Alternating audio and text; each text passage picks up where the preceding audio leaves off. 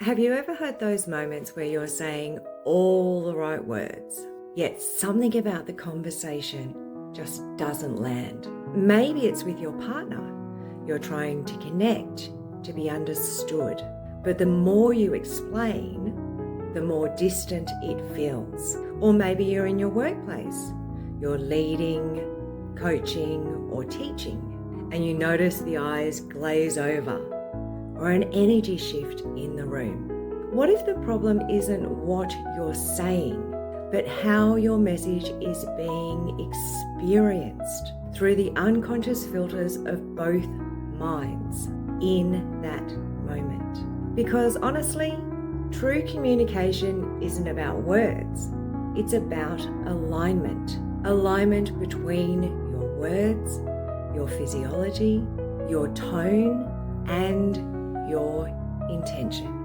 That's the difference between talking and influence, between speaking and connecting.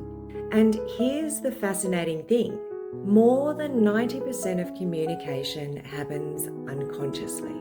It's in the micro expressions, the cadence of your voice, the subtle shifts in your breathing, the direction of your gaze. When someone says, "I'm fine," and every cell in your body knows they're not, that's your unconscious mind reading what's unspoken. We all do it constantly.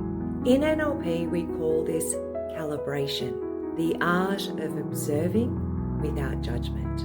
It's how you notice what someone's nervous system is communicating without words.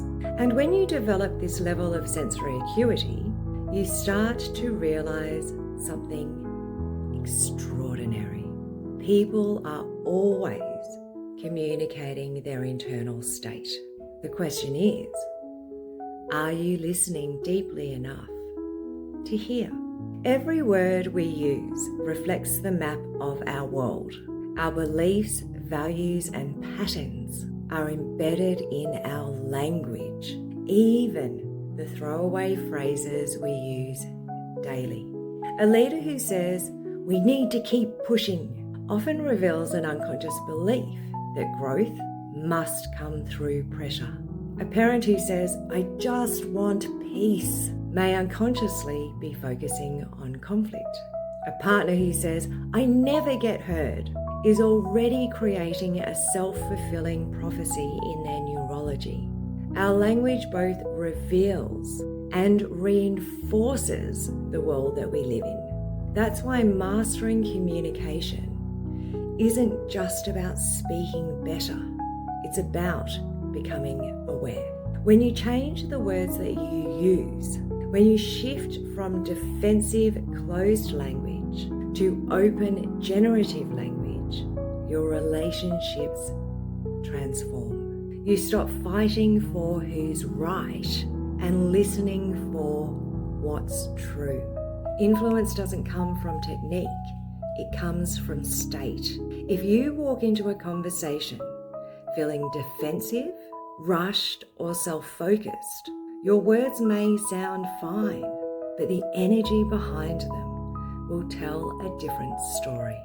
Your energy is communicating before your mouth even opens. When your state is calm, present, and curious, people feel safe enough to open up. That's why we say the meaning of communication is the response you get. And it's not about blame, it's about feedback. If the message isn't landing, it's an invitation to shift your approach. This is one of the core patterns that we explore through unconscious coaching and mind-body integration.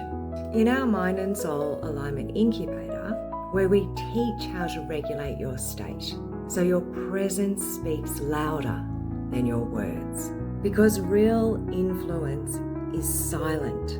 It's the feeling that people get when they're in your space. When your physiology says, you're safe, you're seen, you matter, communication flows freely. Every conversation is the meeting of two maps of the world.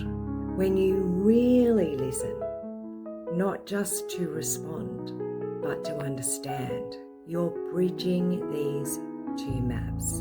And that bridge begins with curiosity.